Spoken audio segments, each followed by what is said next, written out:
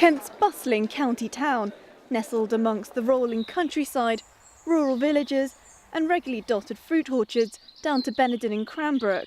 The area is home to high-flying city commuters and farmers alike. It's a constituency which contains only part of Maidstone and part of the Weald, but despite its varying profile, one thing remains constant. Voters continually vote for Tory MPs. The Conservatives have held the seat in Maidstone for more than 100 years. The most famous, Benjamin Disraeli, was elected in 1837. He then became Britain's first Prime Minister of Jewish heritage. Anne Widdecombe is the current MP, but she's standing down. In her 23 years as MP, she transformed the seat, which has a population of 89,000, from the most marginal in Kent to the safest. But the Conservatives say it's not in the bag. Taking her place as the next Tory candidate is Helen Grant, who will be fighting to keep Miss Widdecombe's votes. For our people, I would like to get our hard-working families and businesses through this recession. I would also like to see Maidstone Hospital retaining full services and being a full-service hospital at the heart of the community. I would like to see Kent International Gateway defeated. And last but not least, our farmers. We've got to look after our farmers and our local suppliers and producers. It is the first time I vote. And in the yellow corner is Peter Carroll.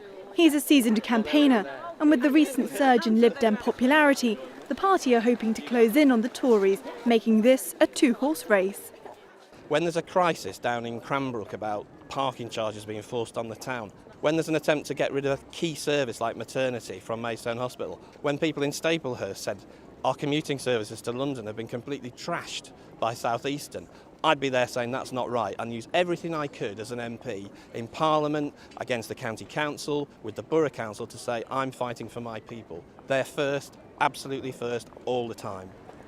And hoping to grab his share of the votes is Rav Saruthan, the Labour candidate. People do pull together here, and one of the examples of that is playing sport. So one of the things I would do is therefore bring Maidstone United Football Club back in, because obviously we're playing away, it's in financial troubles. But by the strength of everyone working together, I think that actually everything gets better.